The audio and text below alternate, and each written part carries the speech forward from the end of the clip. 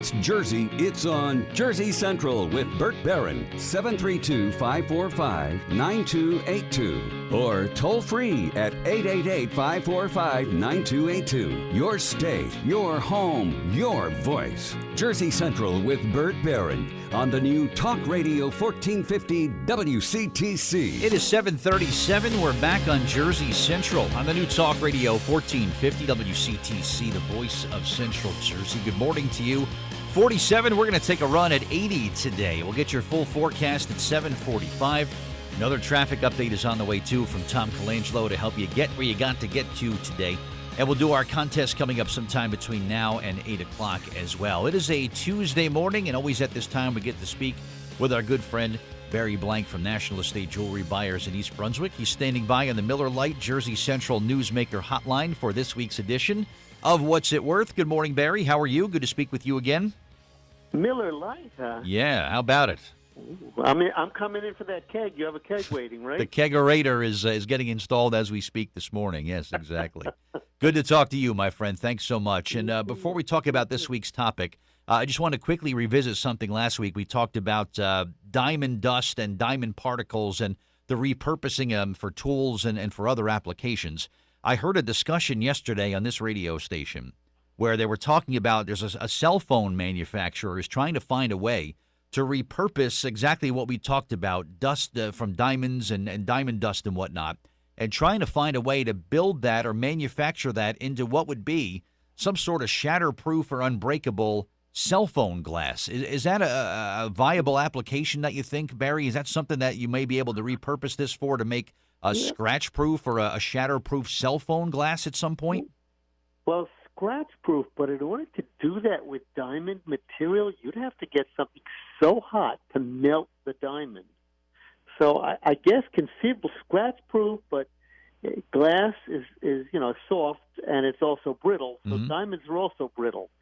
So scratch-proof, yes, but tough, no. So I would think it would be extreme. The shatterability would be unbelievable. I mean, I don't think it's tough, but who knows? Let's say just sprinkle a little diamond dust in there and say, oh, now your cell phone is made with diamonds, and they charge you 3 times the price. Maybe that's it, too. I don't know. Maybe that's part of it, too. There was a Thomas Kincaid. Well, you know Thomas Kincaid, the painter of light. Sure. He did all these expensive paintings, and when I asked somebody on a cruise ship, or one of the salespeople, was it signed by him? They said no, but his DNA was in the ink. Okay. I said, oh, that put shivers up my spine. I didn't need to hear that. Yeah, very good, very good. All right, this week, Barry, we'll talk about value and demand, and talk about value as it applies to appraising private property, and just really how much money is something worth. And is supply and demand, I don't know if it's the be-all, end-all when it comes to a value of something, but it plays a tremendous role, doesn't it? It certainly does. I mean, Johnny Carson once joked about there being a toilet paper shortage. Would you know that the next day there was no toilet paper in the stores? And right. Supply and demand.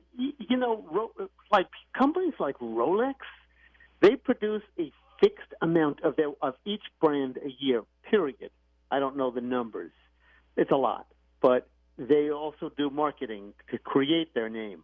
But once that is produced, the market absorbs it and sells it. And sometimes these watches are in such demand they go above retail price in the secondhand market. And even sometimes they're going above wholesale prices. And why the difference? Well, it just depends on how many people want the model. Somebody gets spotted in a movie or at an awards ceremony wearing this spectacular Rolex. All of a sudden, everybody starts buzzing about it. And, wow, how do I get one of those, right? Right, and there's something called the Paul Newman Daytona Rolex. Wow. Rolex Daytona. And what they did was another very successful marketing ploy, where he would wear a watch in one of the movies he was filming for 10 seconds or 20 seconds, and that became a Paul Newman Rolex Daytona. And those command a huge premium over the regular Daytonas, and they're tracked by serial numbers, so you can't fake the serial number. Right. And keeping with our theme here about what's old is kind of new again. Big demand, Barry, apparently for fashion from the 50s through the 70s, and it's kind of like everything kind of goes in cycles. There were clothing that, 5 years ago you wouldn't be caught dead in. Now all of a sudden everybody wants to wear it and it's all in demand again. And that sort of impacts value of certain things, right? Yeah, just throw something in there. Somebody said to me, "Oh, fanny packs are getting back." I said, "Never." Wouldn't you know? Yesterday I was out at a fine place, fine restaurant. I saw somebody wearing a fanny pack. Right. You just never know what's going to be next, right? The millennial generation is looking for technology. Yeah. Some of them don't even want to know how it works anymore, or any of the programming. They just want to use them. They don't want mom's stuff from the attic and dad's relics and antiques.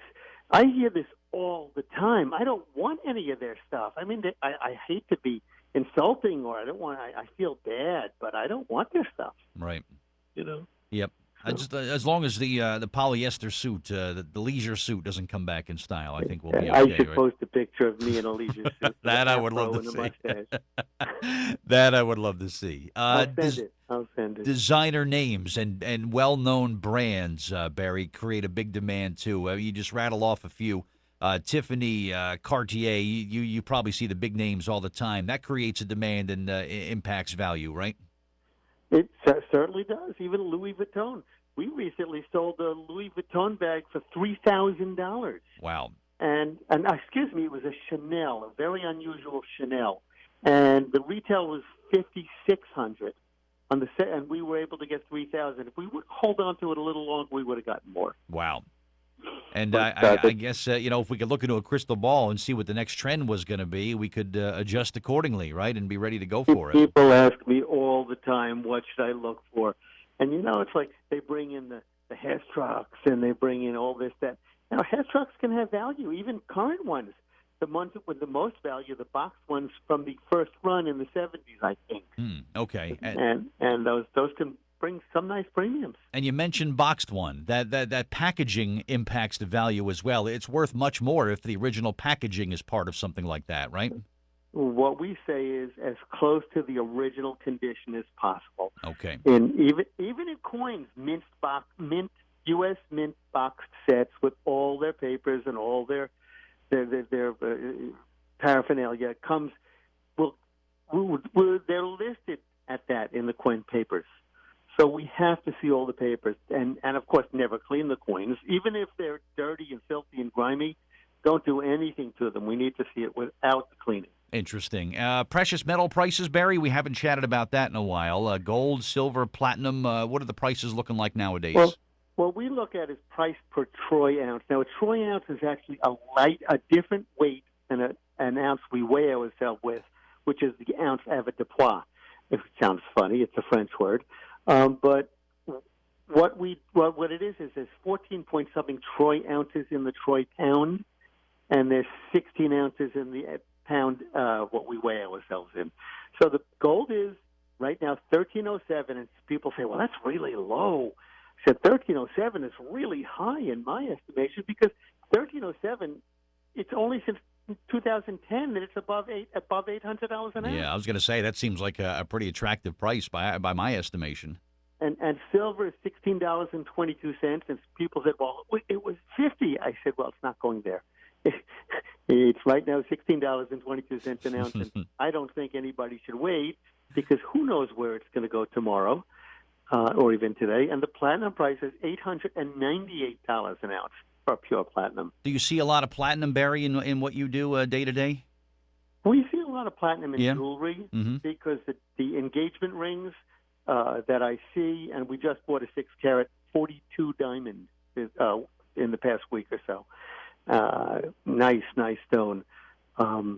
Platinum is used because it's harder and it's more durable than gold. Gold is very durable, but platinum will withstand, and it's more dense than gold. Okay. Does a magnet stick to platinum or no? If it does, you're in big trouble. It's called iron then, right? Okay. I often wondered. Good stuff. Well, Barry, great to speak with you. And, of course, don't forget about the free evaluation days that are happening on Tuesday.